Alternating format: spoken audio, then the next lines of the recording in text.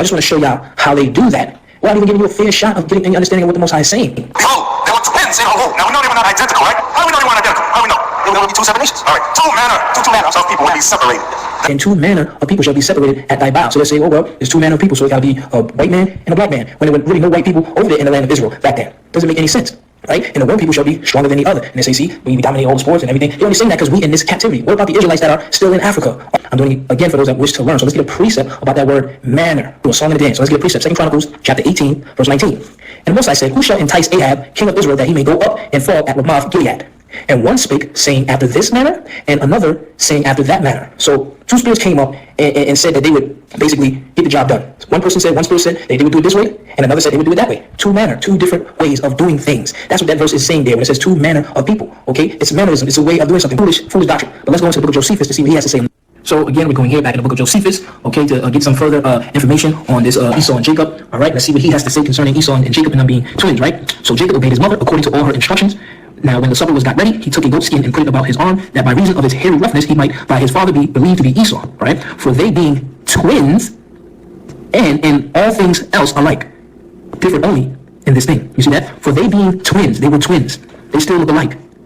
Okay? They were twins. And in all things else alike. They were alike. They had the same woolly Negro hair, the same Negro nose, the same Negroid complexion. They different only in this thing. From the so-called white man doesn't belong over there in that hot climate. This is why they get cancer and all these things. You can look that up. They get cancer over there. Why? Because they don't belong over there. As one moves from colder to warmer climate, right, they will find an increase in the outer covering melanin and native races within a warmer blooded species. So y'all saying basically Esau has no melanin, so he doesn't belong over there. This predicts dark-colored outer covering in tropical and subtropical animals.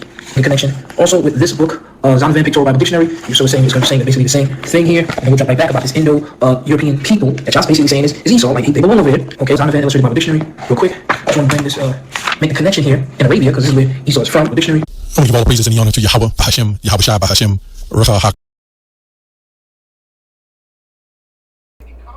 Alright, Shalom Israel. First and foremost, I want to give all honor, glory, and praise unto Yahawah, Bahashem, Yahawashi, Bahashem, Wakwadash, double honors to the elders and apostles, the great millstone, and Shalom to the mighty Akim, Wakwafim, who are diligently waiting to be delivered from this final captivity. This is Brother Kawakub coming at you with another lesson. Today's lesson, we're going to be going into this whole, not necessarily this specific topic of Jacob and Esau, but more so this whole thing of this whole thing of constantly trying to learn. And maybe I forgot if I got precepts to it, but you know, we might go into the whole Jacob and Esau thing. I'm pretty sure I did get some precepts for it. Anyway, continuing on, basically 2 Timothy chapter 3 verse 7, ever learning and never able to come to the knowledge of the truth. So this is a big thing where you will have Jake, or not necessarily Jake, but people in general that will constantly go out of their way to study a whole bunch of books, want to say, oh, I want to go check this thing out, I want to go check that thing out, I want to go learn all these different stuff, when it's just like you are putting all your effort and time into learning multiple different things that do not correspond with one another, that are not harmonious with each other, and as a result of that, you know, you're ultimately bugging yourself out. So an example of this would be like, say you are learning about Christianity, let's say Christianity, or the Bible, say more specifically the Bible. Okay, you are learning about the Bible, you believe all the stuff that the Bible speaks about, it teaches, but then at the same time, on that same token, you go and learn about atheism. Okay, so as a result of you learning about atheism, then maybe it's like, okay, well, maybe I want to be an atheist, you know, maybe I want to be a Christian, like maybe I want to be whatever. Like you're over here dividing your allegiance, I guess, if you want to call it that, to multiple different, not necessarily disciplines, but doctrines, all right, in rather than just focusing on one. Because you know, because that's the thing, if you are an atheist, you have no business learning about the Bible. If you are a believer in Yahawah, an Israelite, you have no business learning about Islam, atheism, all this other stuff. Okay, like, and that's mainly the general statement, I guess, that I'm trying to convey, simply because you have this whole thing of this whole movement. I think it was a movement before, of coexistence, where I remember actually going to one interview type thing where there was a rabbi, a pastor, and an imam that had went to answer the questions about people's thing, where it's like, again, like, what's, to me, it's like, what's the purpose? You're in a room, you have these three different religious leaders in a room together answering different questions for what? For are you trying to convert and swap people? Like, are you gonna make Christians gonna go to Islam, or Muslims gonna go to Judaism, or Judaism gonna go to Christianity? Like, it's like, to me, like, that kind of felt like, what was the point of that? All right, like, if you have, and Slucky, that's the thing, because let me see if I can find it.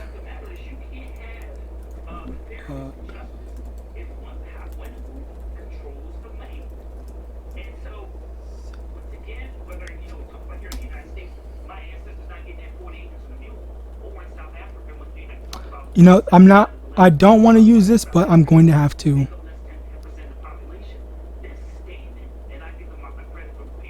There was one really good precept.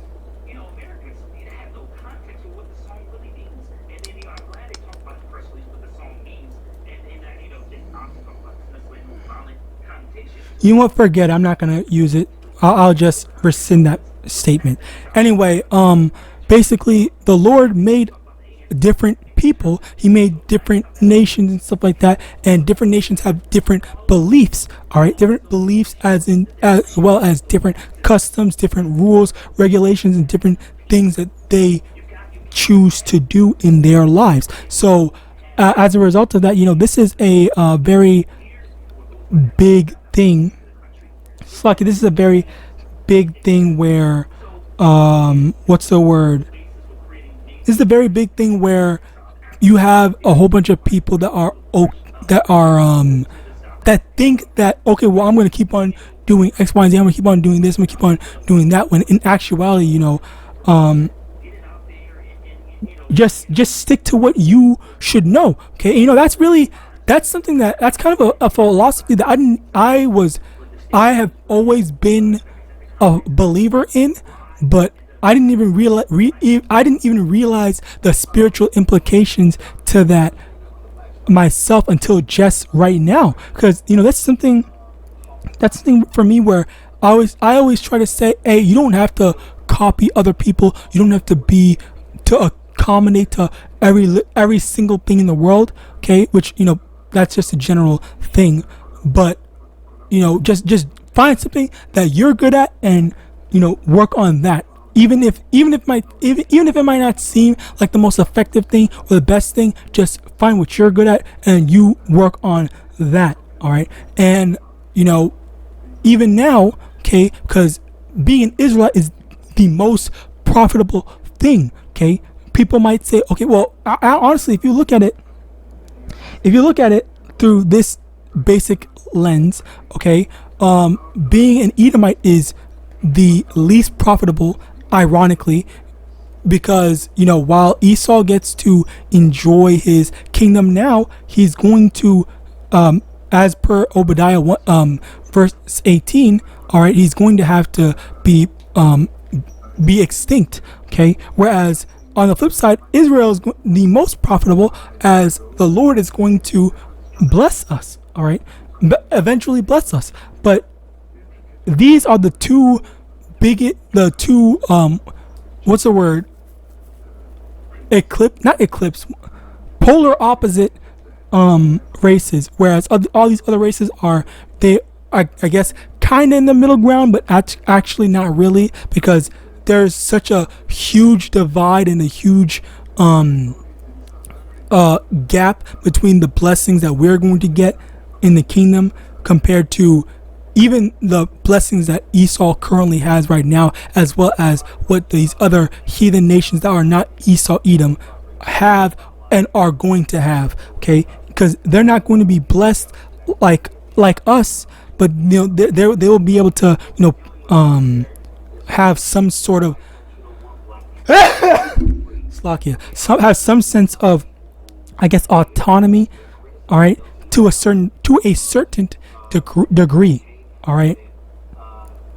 Anyway, so yeah, let me continue on. Ephesians chapter 4 verse 14, that we henceforth be no more children tossed to and fro and carried about with every wind of doctrine by the sleight of men and cunning craftiness, whereby they lie in wait to deceive. This is another thing where you have all these different doctrines, and it's not just Christianity, Islam, and what.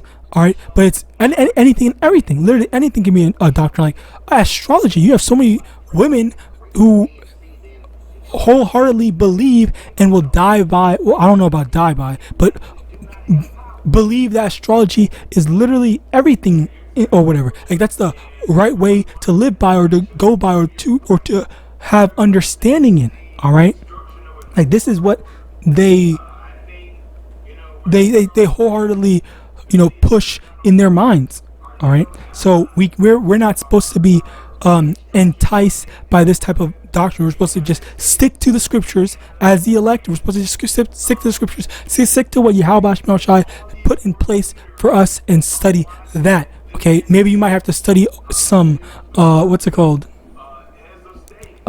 medicine and stuff like that, or science, math, all that other stuff, because you're going to school, or your kid's going to school, or whatever the reason. But outside of that, you don't really need to go in and explore these other doctrines like this dude went and did, just to attempt to disprove that so-called Israelites are the so-called white man is not the so-called Edomites. All right, or the so-called white man is not the Edomites.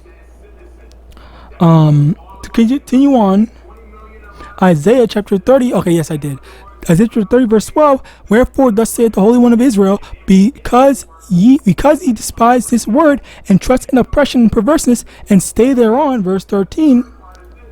Therefore this iniquity shall be to you as a breach ready to fall, swelling out in a high wall, whose breaking cometh suddenly and instant. And this is another thing where you have, so in terms of trying to disprove or trying to make it seem that Esau is not the so-called white man, all right, the problem, not the problem, yes, I guess the problem with that is, like, why is it that out of all these other nations, okay, you always hear Jake saying, oh no, but what about the white man? Or, oh no, the white man can't be that. Oh no, he's not that. He's this. Oh, we love him. But even after all the atrocities that he committed, not just to us, mind you, but to all these other nations as well, and what he's actively doing in what, all right, the country, it's all in the news right now. Okay, you see the stuff that they're doing, but you're willing to look past that, even though he is still oppressing us. All right. Let me see if I can find this.